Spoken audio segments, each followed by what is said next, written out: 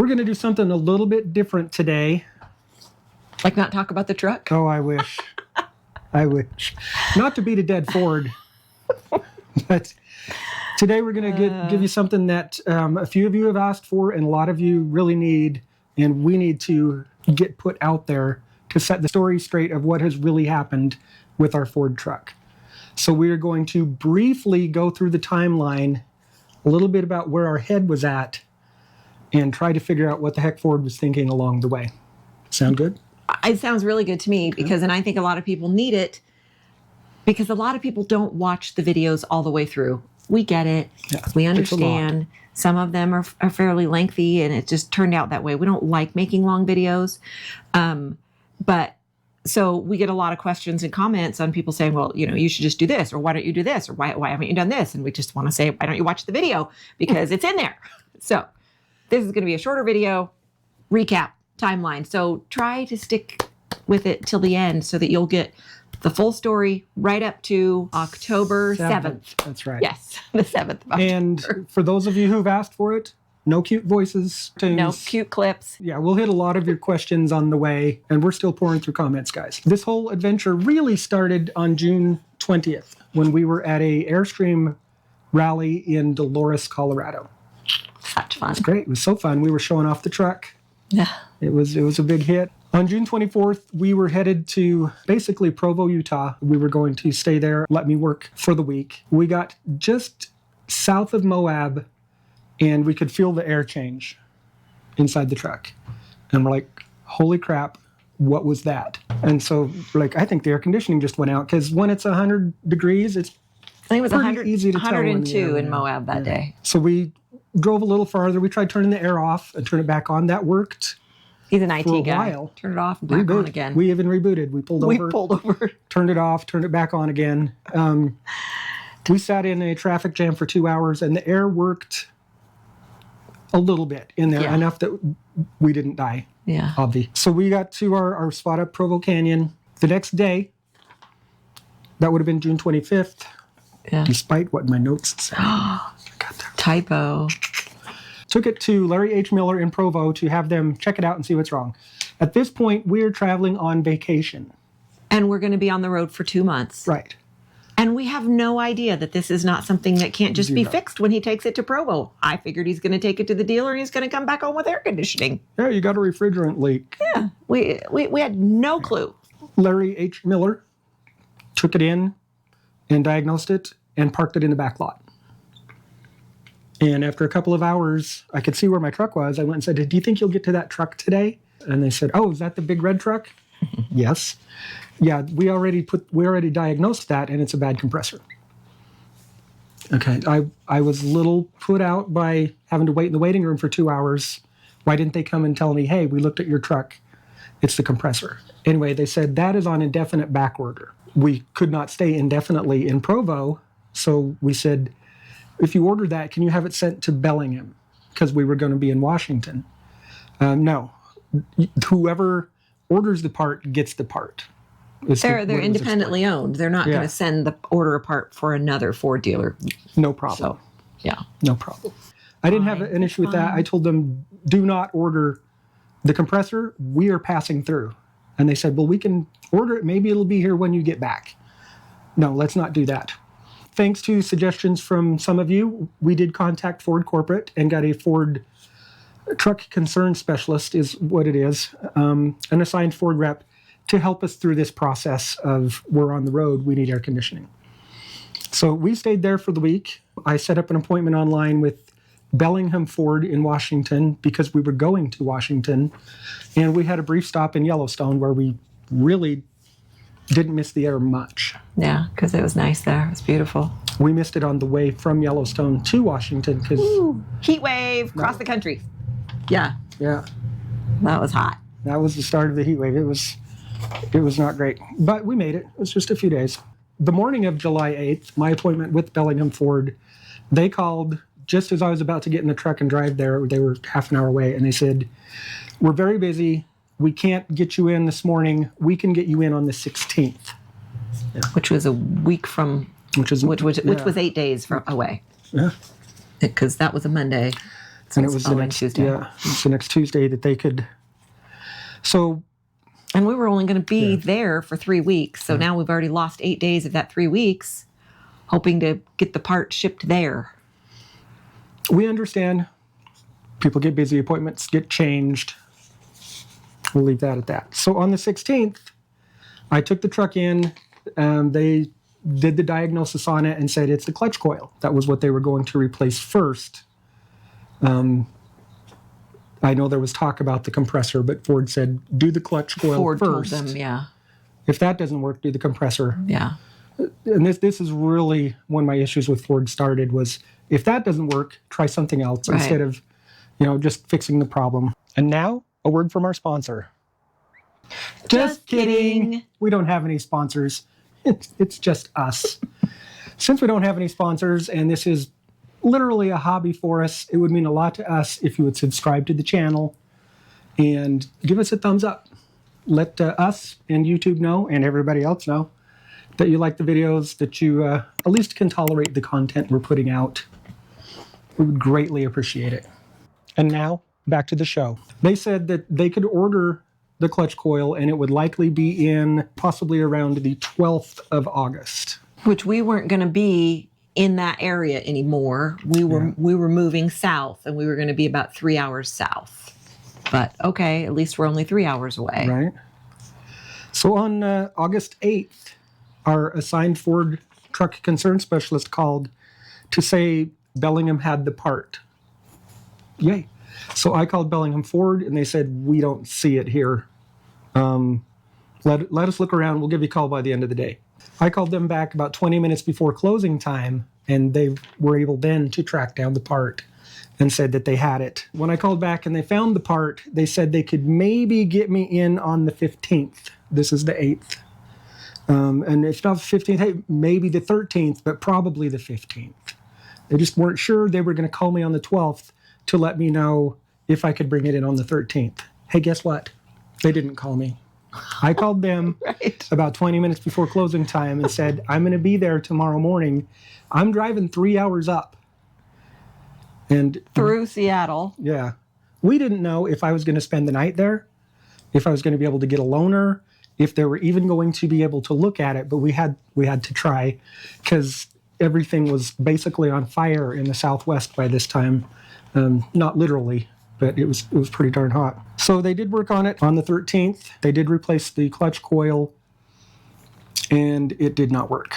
At that point, we decided, we're just going to go back home. At this point, it's been 7 weeks since the air conditioning went out in the truck, and we don't want to keep waiting in Washington. We just want to be home. We were past time to come home. Yeah. We were ready. We figured if we're here, it's our local dealer. It's going to take care of us. If nothing else, we have another vehicle here. We're not going to be stranded. Yeah. So and we'll just stay at home. We booked it home in the heat and made the best of it that we could. So we got back home on August 21st. Still really hot. On August 22nd, I called Sholo Ford, explained to them what was going on, told them I have a case number. This has been to Bellingham Ford. They took all my information and said they would call me back to set up an appointment. They did not call me back. So I called back on August 24th, which was a Saturday, and the person who answered the phone that I spoke with said that this had been to too many dealers already. They weren't going to work on it. He said there's too many fingers in the pie. I said, what pie? What do you mean too many fingers in the pie? All he would say after that is, you can talk to our service manager on Monday. On Monday, the 26th, we were putting our Airstream that we're in now in storage. The owner of Sholo Ford called. He had his service manager with him there and said, we assure you that too many fingers in the pie is not an answer that we would give. Can you bring your truck in right now? Where we store it is in Sholo. It's just 10-15 minutes from Sholo Ford. So we took it over. They said they wanted to try taking the battery cables off, disconnecting the batteries for 15 minutes to see if that would reset the computer. It did not reset the computer. Because that's what Ford was saying at that time was possibly the only fix that they knew of that might work. Yeah.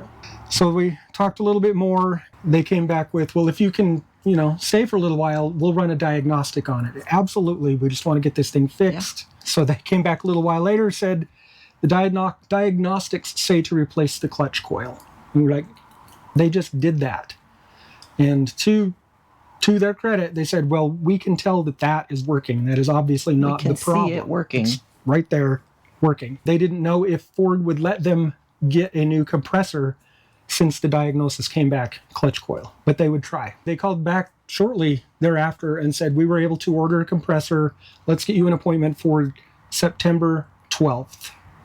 Not a problem. On September 4th, our Ford rep called and said, Sholo Ford has the compressor.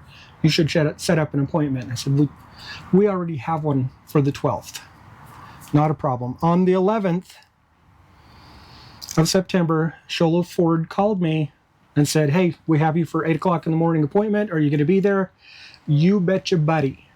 So we drove over. I drove the truck. She drove the Jeep. And we were going to finally get it fixed. I parked in line at the service bay, went in to get all checked in. There was I don't know what we call a receptionist behind the desk and a service technician. And the service tech said, don't check that truck in yet. They need to talk to Chris. I chatted with him while we're waiting for Chris. In the meantime, somebody else came, took my key, moved the truck out of line of the service bay off to the side in the parking lot. Talking with the tech, he said they think maybe it's something to do with the computer, possibly a short in the battery box, but Ford told them the night before, don't replace the compressor in our truck. The big issue that I had, and I think you had at the same time, was why didn't somebody tell us not to drive over that morning? Yeah. We made the 45-minute drive over to drop it off, and they said, we're not going to take it. And I even talked with the service manager. I said, so you're telling me to take my broken truck and go home? He said, that's all I can do right now. So on the way home, I called my Ford rep and left a voice message saying Ford refused to work on the truck. They sent us back home. She called and left a voice message for the owner saying the same thing. That was our big beef right then. Why wouldn't you call and tell us? Okay, we understand things happen. They hadn't been able to get any direction from Ford on what to do. Service bulletins had disappeared. The computer part they thought it was had said it was obsolete. They even said there was a stop cell on the 23 and 24 Super Duties that he couldn't find anymore. That afternoon, my assigned Ford truck concern specialist called me to find out how it went with the repair. Obviously, she didn't get my voice message before then. And I said, they did not replace the compressor. They sent us back home. They'll let us know when they have something else that they can do. At that point, I filed a complaint with the Better Business Bureau and the Attorney General saying, this is what's happened.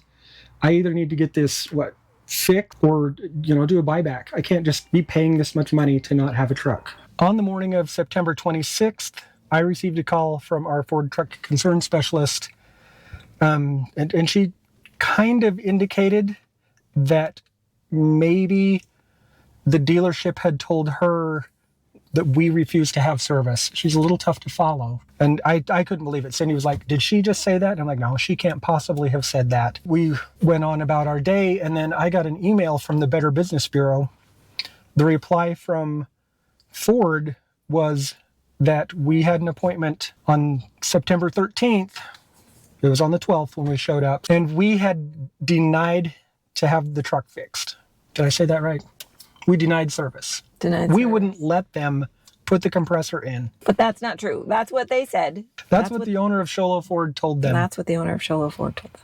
Was that we refused to have the truck serviced, because that's what the owner of Sholo Ford's service manager told him, right, is what he said. So we called him, and we had a fairly heated discussion, and that's when he said, I have a compressor with your name on it right here on the shelf. He said, it will freaking blow up within 100 miles. He said, I guarantee you it will freaking blow up within 100 miles. At that point, I'm like, put the compressor in. We have to have it fixed. Ford is thinking that we will not have it fixed because you're telling them that we wouldn't have it fixed. So put it in. So the next morning, we dropped the truck off at Sholo Ford, and it is there now. We left it there. So on the 30th is when I received a reply from the Attorney General saying, We already told Miss Hathaway this through the Better Business Bureau, that the owner of Shola Ford said we would not have it fixed, which is absolutely not true. Left it on the 27th, which was a Friday. They parked it out in the back corner of the lot, actually the front corner of the lot. It's up by the road because it is a pretty truck. All by its onesies, very visible. I'll show you that here. There he is. Mater. Hey, Mater. Sorry. Sorry that you have to sit there It's been banished. out in the back of the lot all by yourself. Good luck tomorrow, Mater. Hope they work on you. Right. And I got a call on Wednesday, October 2nd from the service manager. He said they may be able to get to it this week from when this airs. So they'll hopefully be able to bring it into the shop on Monday. When we dropped the truck off on the 27th, he said they were ordering an entire air conditioning system, not just a compressor, because they've evidently been finding metal shavings in it. When they replace the compressor, the metal shavings take out the next compressor. Well, flush the system. But they're just going to probably replace the entire system and probably get to it, what will be when this views, this week. So there you go. You've got the whole story from when it started to today, which is October 6th, 2024.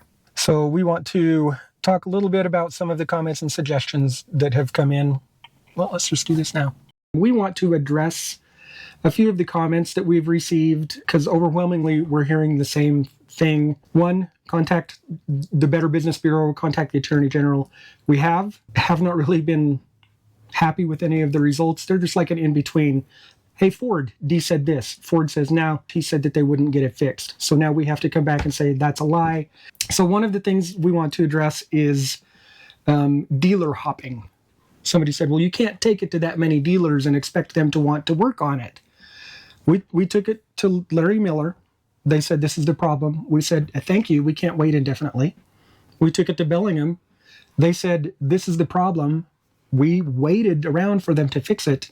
And we're like, we really need to get home. So we came home. We let them replace the clutch coil. We did. We stayed there while they did that. I mean, we waited and had that done. It didn't work. It's not like we're shopping for dealers. Right. This is where and then we came were home on the road. And went to our local dealer. And here we are. Right.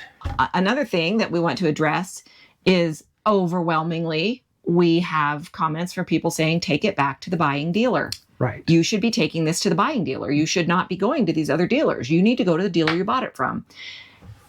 I know I'm just a girl, but I don't understand that, because if I buy a vehicle in Kentucky and then for whatever reason, I move to New Jersey. Even if you're on vacation. Or yeah, even if I'm on vacation, I'm on a trip. But let's say I move and now I live in New Jersey and something goes wrong with my vehicle. Do I have to go back to Kentucky? Are you guys going to take your vehicle back to a different state where you bought it to get it fixed? Well, they have a vested interest in you because you bought a truck from them. I don't think they do. We bought the truck from that dealer. They got their money for that. They don't. Now, once we go into their service center, I don't think it makes any difference. No. They are Ford service centers around the country that you can go to. And we were in Phoenix when we bought it. Am I wrong about that? We didn't even drive for hours to go get that particular truck from that dealer. They happened to have the one we wanted. It was in December. We had the Airstream and we were staying down in Phoenix because it was below freezing where we live. And one day we said, hey, you want to go look at trucks? Right. And wouldn't you, if you owned a service center and somebody brought their truck in that maybe they didn't buy from you, wouldn't you try to earn their business? Yeah. I would. So, yeah, we'll fix this for you. We'll take a look at it. Or, hey, this is this. We can't do it. We can sure get you a good deal on another one or something, But then, if somebody called me and said, hey, I have this issue, I would call them back. I'm wanting to know how many of you have bought a vehicle, you now live in another state. Do you go back to that buying dealer to have your vehicle serviced? Because maybe we're missing something. We must be. Another one, Leto Law. Thank you. We've watched him. He's awesome. He is not an attorney in Arizona. And he says, I cannot represent you if you don't live in Michigan. He could probably give us some good information, guys. We don't want to sue. We want it fixed. We don't. We know we may have to, but we don't want to. Yeah. We just want to get our truck fixed. That's all we've wanted from the beginning. We had no idea when the air conditioning went out in Moab, Utah. We had no idea. We thought, well, we'll get it fixed when we get to Moab. Yeah. Then we find out it's on indefinite back order. We thought, well, we're moving on and we're going to Bellingham. We're going to be there for 3 weeks, and then we're going to be in Washington, for several weeks. It'll probably come in while we're there. We'll get it fixed while we're in Washington.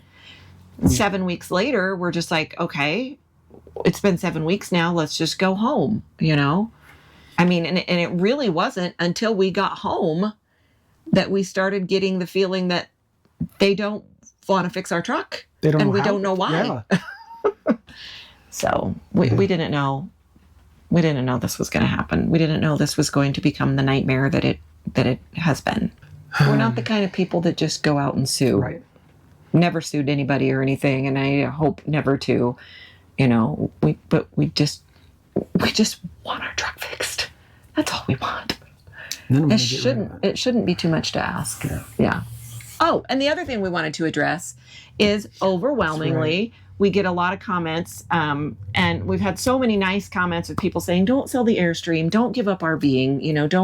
Don't let this get you down. You'll get through this, and it'll be fine." And then we know we will get through this, and it'll be fine. And one day we'll just we'll look back on this and laugh. That's going to be a long time. Yep. But our Airstream has been for sale for a year. Yep. Selling the Airstream has absolutely nothing to do with the air conditioning situation in this truck. We want to downsize. We want to do something different. We don't think we want to be out on such long trips anymore. Right. We've had a lot of people say, "I can't believe you canceled your trip just because you don't have air conditioning. Oh, poor babies. What did you do back when there wasn't air conditioning?" I've had a lot of cars when I was younger that didn't have air conditioning. I didn't expect them to. I expect to get what I pay for. I know that's ridiculous. And it shouldn't be ridiculous. Yeah. But some people make it seem like it's ridiculous. Yeah, they do.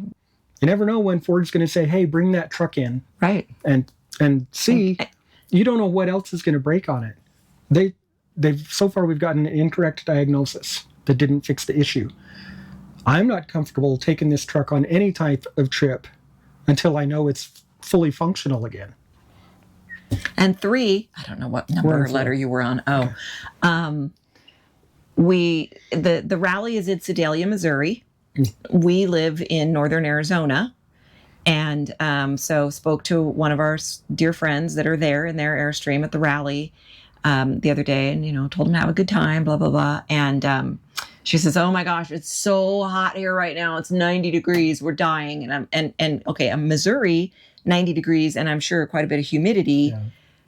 I'm so glad that we're not driving our truck in that to get back there. So anyways, and the truck is at the dealer right now. And this happens to be the week that they say they're going to work on it and get it fixed.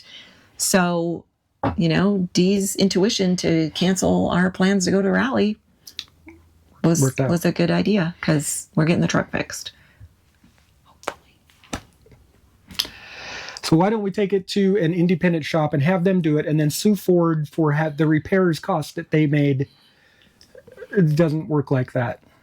It literally does not work like that. If I were an attorney, it still doesn't work like that. We can take it to a third party, have them put it in. Ford can't void your warranty because of that, but if there are issues that arise because they made that replacement, that voids your warranty for that. I'm not saying it voids your entire warranty, but we could have an air conditioning system that's broke without warranty, which is why we're playing Ford's game right now, waiting for them to fix it. Favorite comment so far, I think. One of our favorite comments. Yes. Loved this one. Because we've had a lot of ideas, or people have been giving us a lot of ideas on what to do.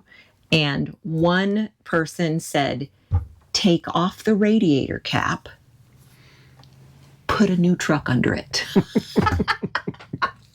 Come on, that's great. Fun. Yeah, it was fun. With that, we appreciate all the comments. Get into them, guys. There's been a bunch. So yeah, we appreciate the comments. Keep them coming. Appreciate all the new subscribers. Welcome. For those who haven't subscribed, please consider subscribing and liking free. the videos. We hope that this little summary video has caught you up on everything you need to know. We hope we can come back on the next one and talk about something different. Obviously, we'll keep you updated with where we are on the truck, but let's get through this part, and then we'll go do some fun stuff. Take you along with us. Thank goodness. All right? Look forward to the fun stuff. So go pack up. We'll be traveling again soon. Thanks for hanging in there with us. That's it. Was I supposed to say something? Nope. I'm just... What's tomorrow? Monday. Monday. In my defense, that would have been a great place to put a voice. Sorry. I know. Maybe next video. Is that what they had said? Can we take a many pause? Opportunities. Sorry. You can take that. I'm going to take that out. I really don't think it's going to block that just went by. The noise? Yeah. We'll say it again. And scene. They come back and say, I'm not a crook, or whatever it's going to be. You weren't going to bring politics into this. I wasn't going to bring politics into this.